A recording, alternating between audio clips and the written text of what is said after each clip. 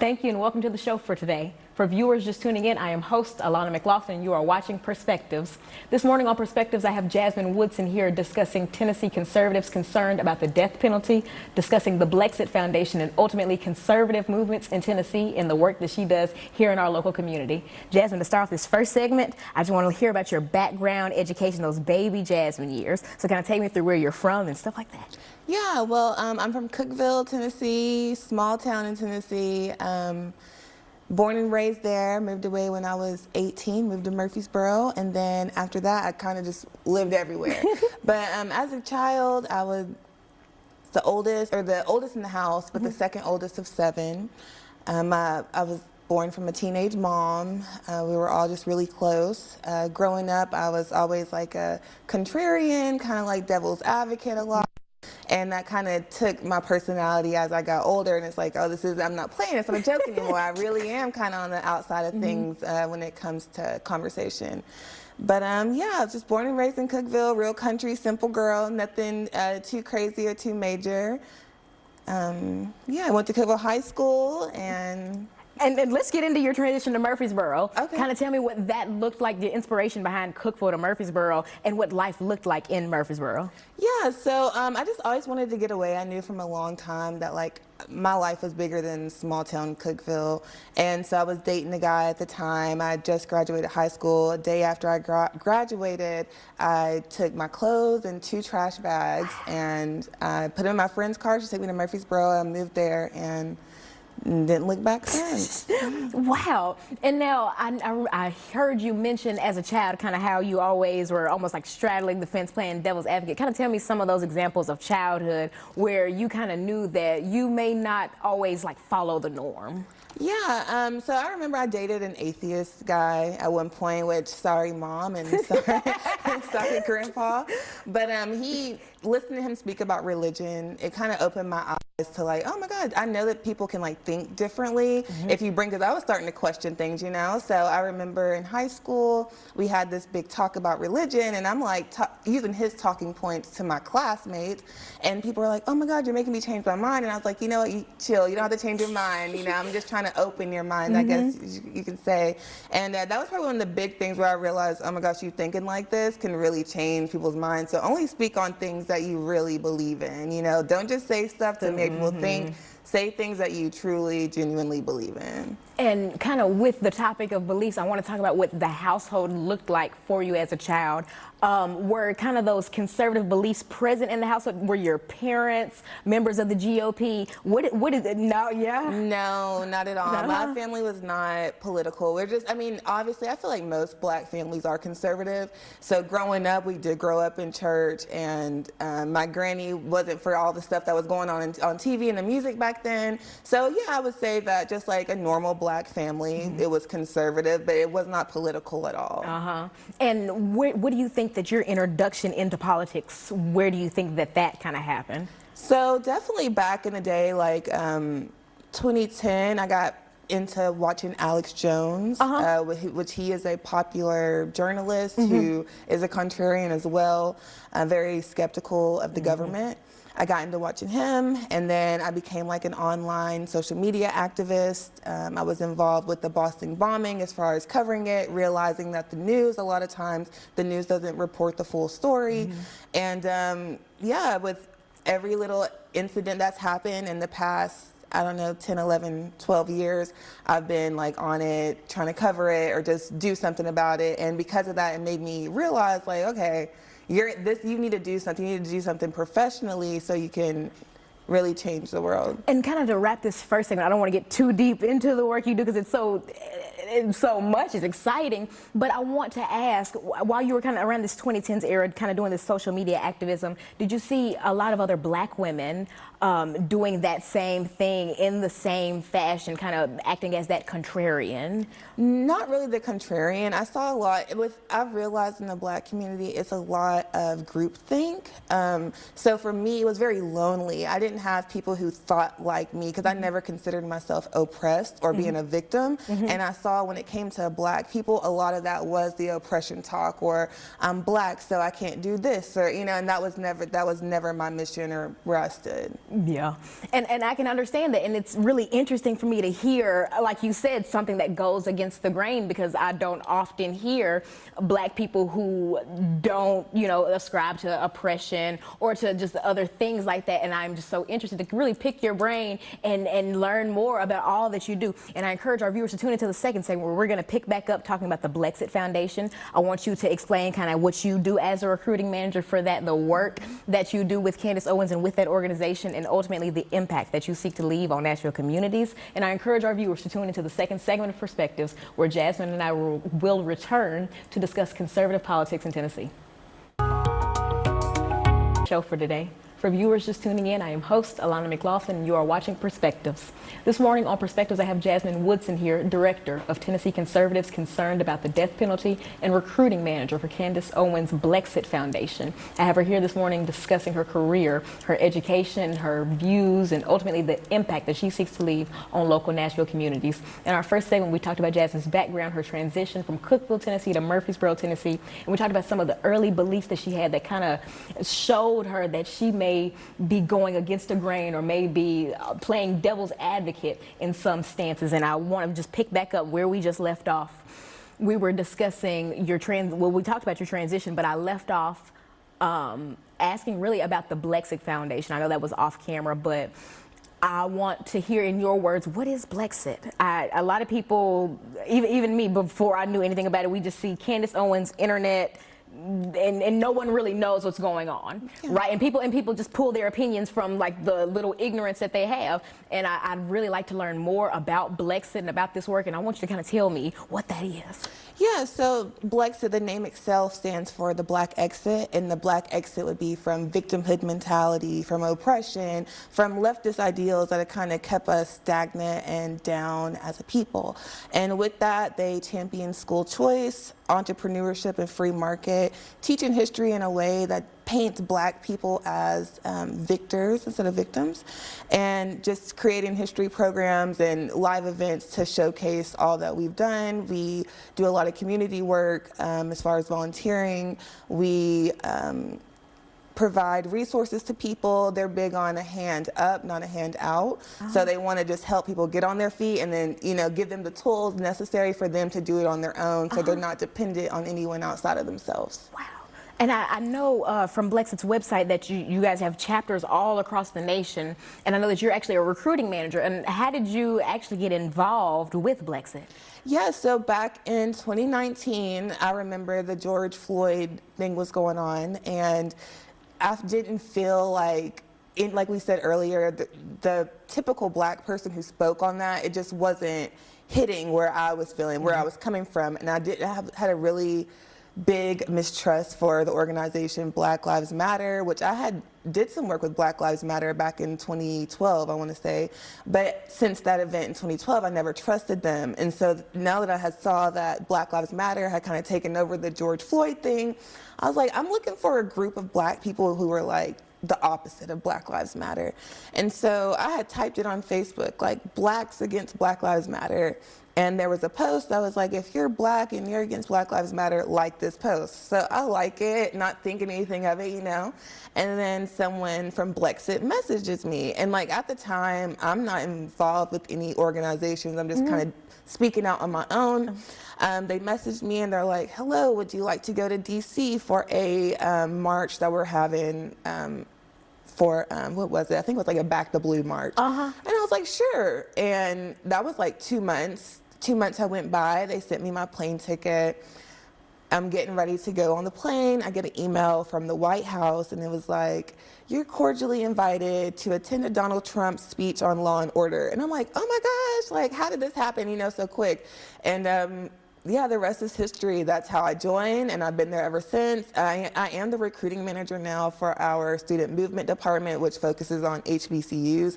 But I've had almost every role within Blexit. I started as an advisor, became media director, assistant state director, recruiting coordinator on our live team, and now the recruiting manager on the student movement team. All I can say is, wow.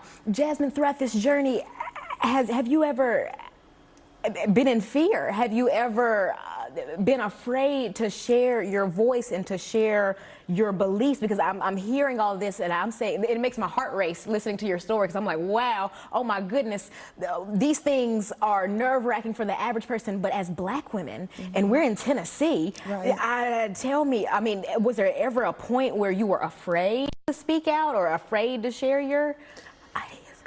Not really, because I felt like I was on the side of God and truth, and I feel like when you feel like you're so convicted that what you feel is true and nothing can really sway your mind on that. No, but you know, me being a contrarian young kind of molded me for what I am now, and I've always been like a very independent person. I know that at the end of the day, you know, all I have is myself, and I try not to take anybody's criticism or even their compliment. And so, no, it really wasn't hard for me. The average person, it is hard. They're afraid, like, you're Black and a Republican, like, people must be, and it's like, no, for the majority, people are really nice, they're respectful. The only time I really get hate is online, people who don't know me. It's sad, but no, I mean, I've lost a lot of friends due to ignorance, especially when they found out I was voting for Donald Trump in 2020. But I still love them. I haven't ever let go of a friend because of their beliefs, but a lot of people have, you know, treated me different, shunned me from things simply because of who I voted for. And that's kind of how I want to wrap this second segment, talking about that loneliness. We talked about it in our first segment, how you kind of just felt like you were in a space of your own. I really want to ask, Lord, there's so many things going through I'm sorry. In closing the second segment, I want to ask, what's with those Democratic friends, or excuse me, those friends who just don't believe the same things as you, what's something that you'd like to tell them? I still love them, you know, I still love you. I understand that you have your views, and I even understand why you view the world the way that you do, but this is the land of the free for everybody to have their own opinion, and it's unfortunate that you let me go because of who I voted for, but at the end of the day, I still love you. And that is fact. We are in America, the land of the free, and, you know, regardless of whether or not you agree with someone, this is the country where they can say it and say it proudly. And in our final segment, we're going to pick back up on just the work that you do from Blexit to Tennessee conservatives concerned about the death penalty. We're going to talk about the impact that you seek to leave through this education and just some of the resources for other African-American contrarians or Republicans in this current political climate. And I encourage our viewers to tune into the final segment of Perspectives, where we will be discussing conservative movements in Tennessee and Jasmine's background, education, and all that she does here in Tennessee.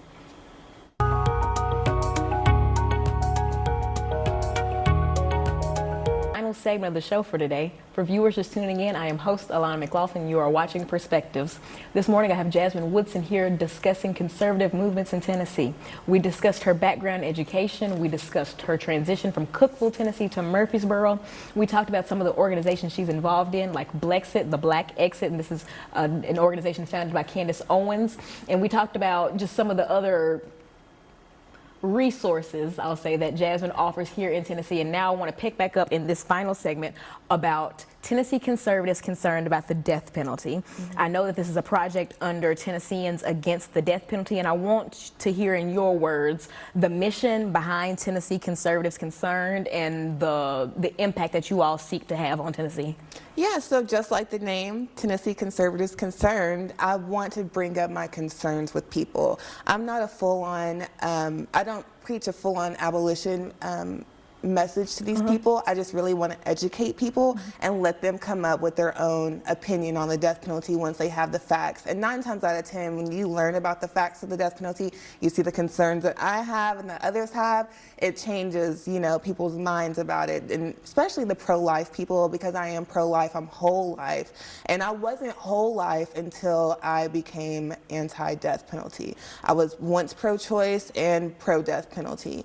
And now that I see and I value the sanctity of life, I'm just a whole life conservative. So I guess the whole life in a sense means both anti-death penalty and pro-life. Is that kind of what whole life, or is that just your kind of way of coining it? That's kind of, yeah, I mean, what you said in a nutshell, and then that's me speaking on behalf of myself. But yeah, as you said, from the womb to the tomb. And Yeah, and Tennessee is a very pro-life state when it comes to birth, but we do have the death penalty alive and well, which is, well, it's on a moratorium right now, on a hold, but it's still here, and we have some of the strictest abortion laws, so it's like, which person's life, which obviously, you know, if you commit a crime, I understand that, but both times we're not God, so.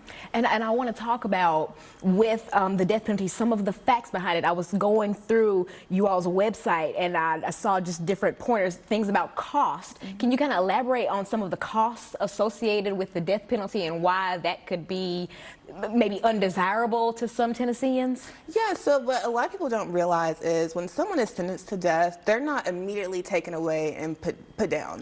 No, they're, on average, it takes 30 years before someone is actually executed, and the reason why it takes that long is because you have appeals that you can use to make sure that, or to try to ensure that we don't kill anyone that's innocent. And with the death penalty, you get the best of the best lawyers and representation because it's, you know, such a capital case, such really high profile. So because of that, there's a lot of money that's spent that wouldn't be spent if a person was just life without parole. And then not only the money being spent, but the victims are kept in this loop of what happened to them because they're having to go back to court constantly to figure this out. So yeah, it's a waste of money. And then also, we're not doing anything for the victims. I feel like the money that we spend could go to victims to help them. And elaborating on that, what are some other ways that TCC kind of proposes that we amend this death penalty, aside from just, you know, getting rid of it? What are some other things to be tackled? Like like victim mental health. That's something to be touched on. And what are some other things that TCC and really Tennesseans against the death penalty period? What are some of those ideals and values that you guys are serious about? Yeah, so last year last session, we actually got a law passed and bipartisan support from it, and it was for victims to have more access to funds that are already there. And so we're very focused on victims and crime prevention right now because we see that that's also part of what's going on with the death penalty. And we just want to make sure that we show people that we care. We genuinely care about our communities and we want the world to be a better place. And we know that the death penalty has no place in that. And Jasmine, I want you to shoot it to me straight right here. If you just looked in the face of a random person and said, I'm against the death penalty, 9 times out of 10 people are going to be like, yes, awesome, I don't want people dead either. Honestly, take away death penalty. If you just looked at someone and said, I don't want anyone dead, most people would agree that they too don't want anyone dead. So I want to talk honestly, where does the disconnect come in? Because everything that you've just laid out sounds perfectly normal, you know, supporting life and supporting people. I want to talk about where the community disconnect comes in. What do you feel like is preventing TCC from being a bigger thing or being more well known? I could say maybe just the word conservative being a scary word, but just tell me, as director, what do you think? Yeah. So my job is to speak to conservatives only. So that's probably why, yes. So Tennesseans for Alternatives to the Death Penalty, they're more so, I say like a liberal, and they are more well known, but I'm very niche, so I speak strictly to Republican clubs, libertarian clubs, things of that nature. But no, I mean, it's not just something that people think about on the daily. You know, no one really cares about the death penalty unless they have someone who's involved in it or they took a class in college. The majority of people are not walking around thinking about it. And in this last segment, in these last few minutes, I want to talk about ways that you seek to kind of get that exposure, ways that you are planning to get the word out and how the community can connect with you. I know there are viewers watching this who are saying, I'd like to get in contact with Jasmine, I'd like to get in contact with TCC. And so just run me through that. Yeah, so a great way to contact me is my email, which is jasmine@TennesseeDeathPenalty.org. My Instagram is Jasmine C. Woodson. And I'm sorry, what did the rest I'm sorry. I know, I just said a mouthful too. Ways that people can get in touch with TCC. And are there any events planned or just any public things that people could support. I'm saying if I'm watching this saying, man, I want to go to a TCC event, what would be my first step? So we don't have anything coming up right now. A lot of the times whenever I do something, it's me speaking at another club, like the Republicans of Williamson County or something like that. It's not, we don't like have something every month or anything like that. But we do have a website, TennesseeConservativesConcerned.org, and we do update there. You can sign up to be on our email list, and if we do have it, then they would know that way. And yeah, that's basically just a good way to wrap it. The serious way that I want to wrap this, and I keep just like picking out of your brain, what's a message that you'd like to leave with young black voters in general, not, wherever they may fall? We're in an election year, and I personally believe that wherever you fall on the spectrum, that you should go vote.